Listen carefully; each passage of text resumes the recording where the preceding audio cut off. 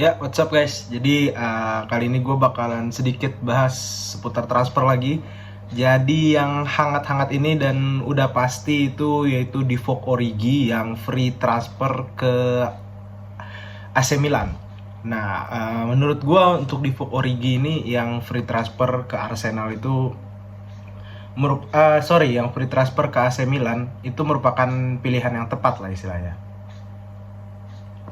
Karena kita tahu di Liverpool sendiri, Divock Origi ini adalah salah satu super sub lah. Jadi dia nggak mendapatkan posisi yang reguler karena kita tahu sendiri untuk posisi striker itu banyak banget opsinya. Ada waktu tahun lalu itu ada bahkan Firmino dan juga Jota pun juga jadi ini ya, istilahnya jadi super sub lah. Jadi Mane yang dipasang untuk posisi striker. Jadi keputusan yang tepat mungkin dia bakalan berkembang di AC Milan. Dan juga karena free transfer juga, terus juga secara tidak langsung Divock Origi ini mungkin sangat istilahnya sangat diperlukan AC Milan lah. Karena dia mungkin bakalan lebih banyak dapat jam terbang lah istilahnya. Karena kita tahu sendiri di AC Milan ini ya kebanyakan pemain tua kan. Zlatan pun juga usianya udah 40 kalau nggak salah. Jadi ini pembelian yang cukup smart lah. Karena juga free dan semoga dia bisa perform di AC Milan ya. Kayaknya bukan semoga lagi deh. Pasti dia bakalan perform di AC Milan. Oke, lanjut lagi. Gue baca sedikit, ternyata Dembele ini belum rampung dengan Barcelona. Jadi agennya Dembele itu belum sepakat lah kalau Barcelona belum menaikkan gajinya dia. Jadi ya drama Dembele ini belum kelar lah. Tapi mungkin ada beberapa klub yang tertarik ya. Chelsea dan PSG juga mungkin yang bisa sangat tertarik dengan Dembele ini. As a winger, dia itu cukup istilahnya dia asisnya bagus, terus juga dia punya speed dan umurnya juga sekitar 25-an. Jadi which is masih muda untuk dia. Dan itu juga istilahnya dia ini komplit as a winger lah. Bisa bikin gol, bisa kasih assist juga, terus juga dia punya speed untuk ngelewatin lawan. Jadi cuman yang jadi masalah ini kan agennya dan juga Dembele-nya mungkin ingin stay, tapi kembali lagi ke permasalahan gaji. Jadi untuk sampai sekarang Dembele belum rampung. Ya mungkin kalau dia bertahan di Barca karirnya cukup bagus, tapi ya kita tahu lah Barcelona ini sekarang lagi kayaknya permasalahan finansial Barcelona udah kelar ya. Jadi nggak ada istilah lagi permasalahan dengan gaji. Dan juga untuk Dembele ini yang jadi masalah untuk Dembele ini bukan performanya, tapi karena dia pernah cedera dan sangat rentan untuk cedera. Jadi ini merupakan salah satu pertimbangan untuk Dembele dibeli klub-klub lain lah. Oke, lanjut lagi masih dari sekitaran Barcelona, ini seputaran Frenkie de Jong. Oke, Frenkie de Jong ini ternyata Manchester United ngebid di 65 juta euro dan tawaran masih ditolak Barcelona dan sekarang menaikkan lagi tawaran ke 85 juta euro. Dan kalau Frenkie de Jong ini pasti dan berhasil ke Manchester United, ini merupakan pembelian pertama Erik ten Hag di musim ini. Jadi ya which is good. Dan juga Frenkie de Jong ini kayaknya emang sangat dibutuhkan oleh Erik ten Hag. Dan juga kita tahu sendiri untuk Frenkie de Jong ke Premier League mungkin gak perlu banyak adaptasi karena dia juga merupakan salah satu unggulan dari Erik ten Hag dan juga sempat bekerja sama waktu di Ajax. Jadi Frenkie de Jong ini ya dia pasti bakalan beradaptasi dengan Manchester United dan juga Premier League.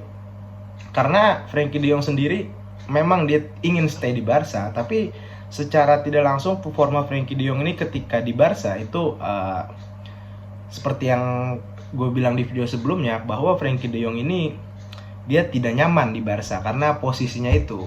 Dia tidak mendapatkan posisi yang benar-benar sesuai dengan role-nya dia. Jadi di Barca dia itu lebih maju ke depan dan juga bukan mengatur serangan dari lini tengah, tapi dia lebih maju ke depan memberikan assist ataupun mencetak gol. Yang ini bukan merupakan karakter dari Frenkie de Jong, dan ini juga kurang nyaman mungkin bagi dia karena dia ini kan cocoknya itu ketika mengatur serangan di lini tengah. Jadi dia menjemput bola dari belakang, menyuplai dari lini tengah untuk ke depan, bukan spesialis yang untuk mencetak gol atau menciptakan assist kayak Bruno Fernandes contohnya. Kalau Donny van de Beek juga berbeda dengan Frenkie de Jong cara mainnya. Dan juga walaupun performanya di Barca itu ups and down, tapi setelah dia membuktikan sendiri di timnas Belanda, dia bermain cukup kompeten dan juga dia sangat mengolah bola dari segi dribbling dan juga asisnya dia. Ini merupakan pemain yang cukup hebat lah, dan juga dia mungkin dari semua lini pemain-pemain Belanda ini, Frenkie de Jong adalah salah satu bintangnya lah, dan juga Van Dijk. Jadi mungkin kesepakatan ini bakal rampung. Kayaknya Frenkie de Jong fix sih ke Manchester United, feeling gue. Jadi 85 juta plus add-on mungkin bisa sampai 100 jutaan. Ini which is istilahnya pilihan yang tepat lah.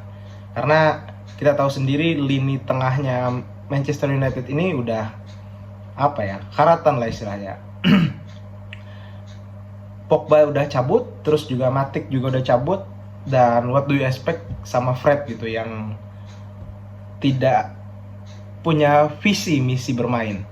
Jadi ya lini tengah ini merupakan salah satu yang sangat harus dibenahi dengan Manchester United, dan juga dia mungkin bakalan bekerja sama dengan Donny van de Beek yang bakalan balik.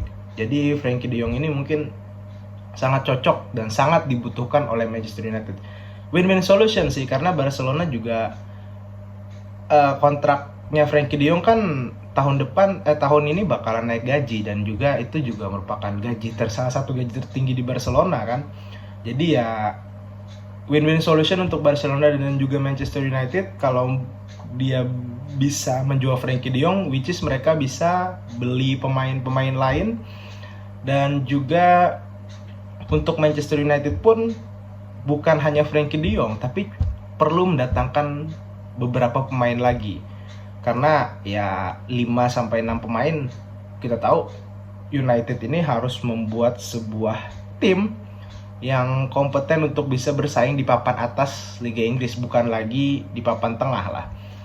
Karena para pemain-pemainnya juga udah drop musim lalu, dan semoga musim ini bisa comeback lagi agar kompetisi Liga Inggris ini bukan hanya untuk persaingan City dan juga Liverpool.